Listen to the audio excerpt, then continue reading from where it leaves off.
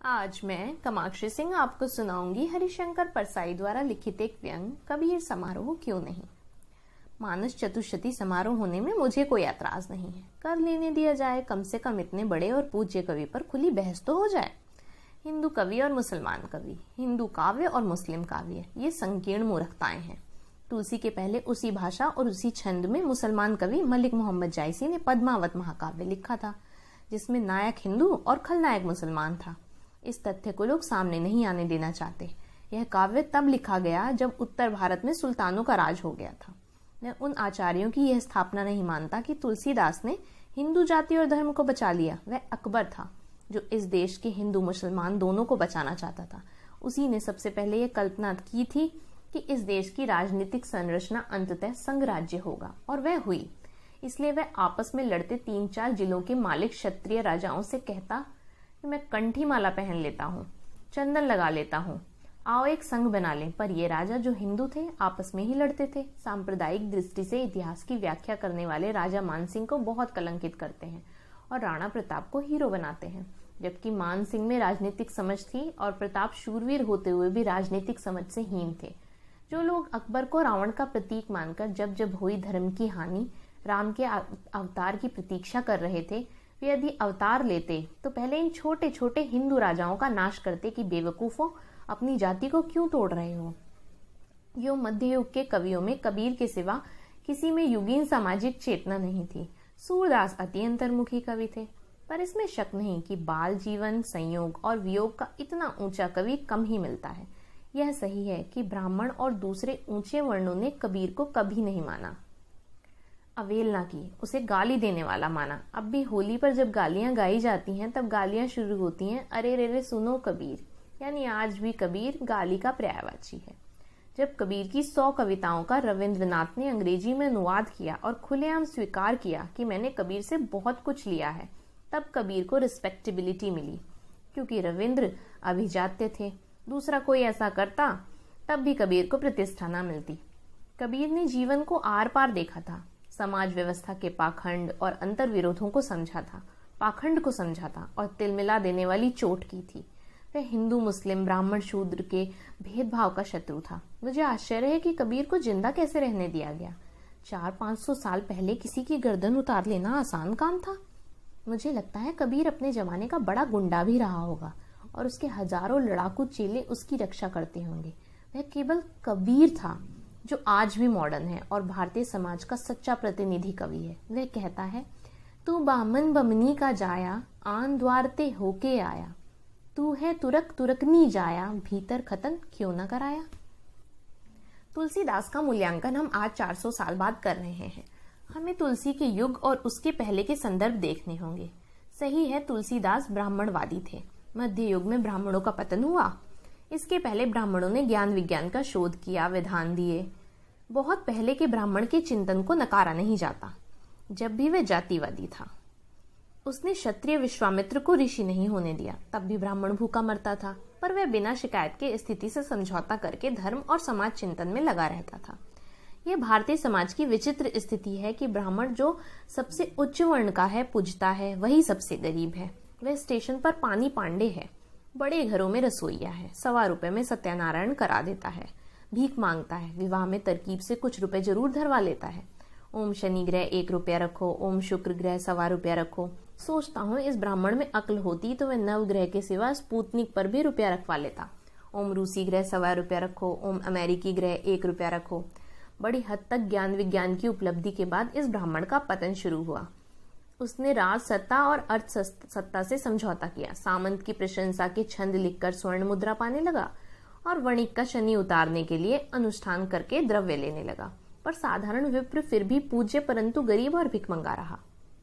शोषक वर्ग के लिए जरूरी हो गया कि बहुसंख्यक शोषितों को ज्ञान विज्ञान संस्कृति आदि से वंचित किया जाए, उसे अछूत करार दिया जाए और हीन सेवाएं कराई जाए, क्योंकि सेठानी और राजकुमारी मैला साफ नहीं कर सकती थी।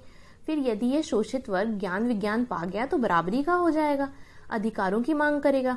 तब ब्राह्मण ने ज्ञान की पोथी को लपेट कर रख दिया, दूसरे को नहीं पढ़ने दिया, ना खुद पढ़ा। इस तरह विप्र खुद तो गंवार होता ही गया, निम्न वर्ण और हीन होता गया।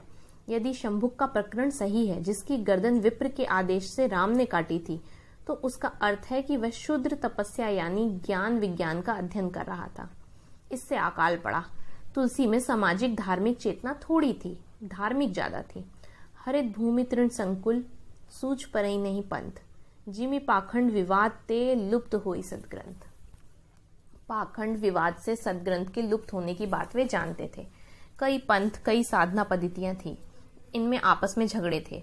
रामचरितमानस से ही मालूम होता है कि शैवों और वैष्णवों में संघर्ष थे। शैव पिटाई कर देने वाले लोग थे, वैष्णव भूल चूक लेना देना होता है। तुलसी ने समन्वय की कोशिश की। राम से कहलवाया, शिव का बैरी मेरा भी शत्रु है। फिर लंका पर हमले के पहले राम ने शिवलिंग की स्थापना की, जिसमें पौरोहित्य के लिए रावण को बुलाया। लंका की सभ्यता बहुत विकसित थी। विंध्य के दक्षिण के लोग असभ्य थे। बाली और सुग्रीव कुश्ती लड़ते थे, हथियारों से नहीं लड़ते थे। वे सभ्यता की उस स्टेज पर थे जहां सिर्फ मल्लयुद्ध हो सकता था। इन्हें धनुष बाण वाले राम लक्ष्मण के लिए अपने अनुयायी बनाना आसान था।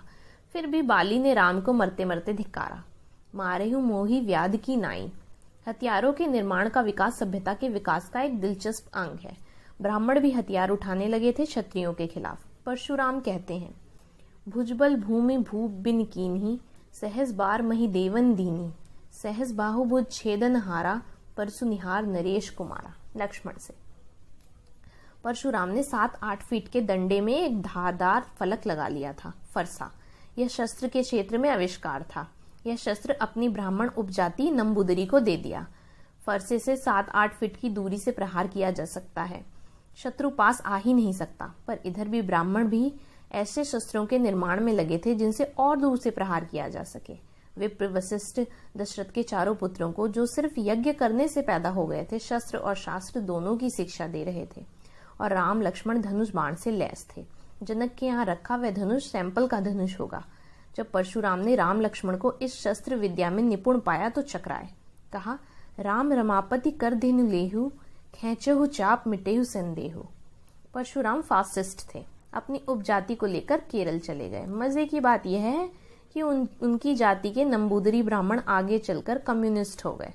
मैं तुलसी के काव्य वैभव की चर्चा इस लेख में नहीं कर रहा हूँ, उनके सोचने और मानने की बात कर रहा हूँ।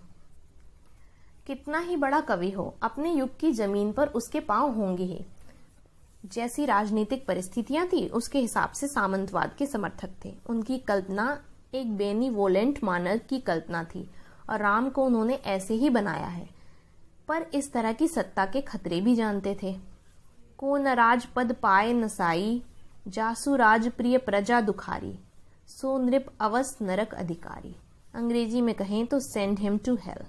अपने युग की बड़ी मान्यता और दीमक खाई खोखली मर्यादा से विद्रोह करना विरले महाप्राण कवि के वश की बात है। यह सही है कि तुलसीदास ने लोक भाषा में साहित्य लिखकर कुछ लीक तो तोड़ी, पर मान मूल्य उनके समंती थे। फिर भी वे समर्पित भक्त थे, अपने आराध्य के दोष नहीं देखते थे। एक तुलसी के विद्वान ने मुझसे कहा कि लोकापवाद के भय से राम ने सीता का जो परित्याग किया उसके लिए तुलसी ने उन्हें क्षमा नहीं किया। उत्तरकांड में यह तो उन्होंने कहा कि लक्ष्मण, भरत और शत्रुघ्न के 2 गुणवान पुत्र हुए, पर लवकुश के बारे में कहा है सीता के 2 वीर गुणवान पुत्र हुए, राम का नाम ही नहीं लिया। मैंने कहा, यह भी तो हो सकता है कि तुलसी को धोबी की बात पर भरोसा हो गया हो। वे हंसने लगे। तुलसी के अनुभवों का क्षेत्र विशाल था, जीवन चिंतन गहन था। जीवन की हर स्थिति के विषय में सोचा और निष्कर्ष में नीति वाक्य बोले। पर हित सरस धर्म नहीं भाई, पर पीड़ा सम नहीं अधमाई। तमाम रामचरितमानस नीति वाक्यों से भरा पड़ा है। ये काव्य नहीं है, स्टेटमेंट्स, वक्तव्य हैं। इनमें शाश्वत जीवन मूल्यों की अभिव्यक्ति की भी कोशिश है। सुर नर मुनि सबकी है रीति, स्वार्थ लागी करही सब प्रीति। इस बात से कोई इनकार नहीं करेगा। हर स्थिति पर जड़े गए नीति वाक्य लोगों की जुबान पर हैं और वे लोकप्रिय हैं। कविता रामचरितमानस में नहीं, गीतावली और कवितावली में है। मानस में कथा और नीति वाक्य है। यह सही है कि सामंती समाज की सड़ी गली मान्यताओं को तुलसी ने बल दिया। छोटे कमजोर दलित वर्ग को और कुचलने के लिए धार्मिक पृष्ठभूमि और मर्यादा का बल दे दिया। ये दलित लोग थे स्त्री और नीची जाति के लोग। पुनरावृत्ति होगी, पर ढोल गंवार शूद्र पशु नारी ये सब ताड़न के अधिकारी। पूज्य विप्रशील गुणहीना, शूद्र न पूज्य यद्यपि प्रवीणा। यह सीधी ब्राह्मण की घृणा है। सबरी के बेर राम को खिलाने और गुहा निषाद को चरण धुलवाकर राम के गले लगाने का कोई अर्थ नहीं। नारी के प्रति तुलसी की शंका और दुराग्रह भी बहुत है। पतिव्रत धर्म अच्छी चीज है क्योंकि इसमें पारिवारिक जीवन सुखी रहता है। हालांकि 40% परिवारों में रोते पीटते और घुटते पतिव्रत धर्म निभा लिया जाता है। स्त्री के वर्गीकरण में तुलसी कहते हैं, उत्तम कर अस बस मन माही, सपने हुआन पुरुष जग नाही। पर दूसरी जगह कहते हैं, भ्राता पिता पुत्र भर्तारी, पुरुष मनोहर निरखत नारी। इसमें वह उत्तम वाली भी आती होगी। यह क्या विरोधाभास है? जीवन के अनुभवों के कारण ही हो। तुलसी स्त्री के मामले में सैडिज्म पर पीड़न प्रमोद के शिकार थे। वह उर्मिला पर सबसे अधिक लागू होता है। कल ब्याही हुई युवती को 14 साल में कवि ने बूढ़ी कर दिया। क्या लक्ष्मण और उर्मिला दोनों को राम की सेवा के लिए नहीं भेज सकते थे? आज भी हरिजन जलाए जाते हैं। इसका सारा दोष तुलसी पर नहीं मढ़ा जा सकता। गोवे इसके प्रोत्साहक हैं। बात यह है कि मैंने राम कथा और रामलीला में स्वयं शूद्रों को अपनी ही पीड़न के प्रसंग पर हर नेमा करके गदगद होते देखा है। जिम्मेदारी हमारी है। हम भी शोषक हैं। हमने भी शूद्र को दबाया है, उसे शिक्षा और संस्कृति से वंचित करके आज भी उसे मध्ययुग की हालत में रखा है। मध्ययुग में इस वर्ण ने विद्रोह भी किया। अपने कवि, अपने चिंतक पैदा कर लिए। कबीर जुलाहार, रैदास चमार, कुंभनदास कुम्हार।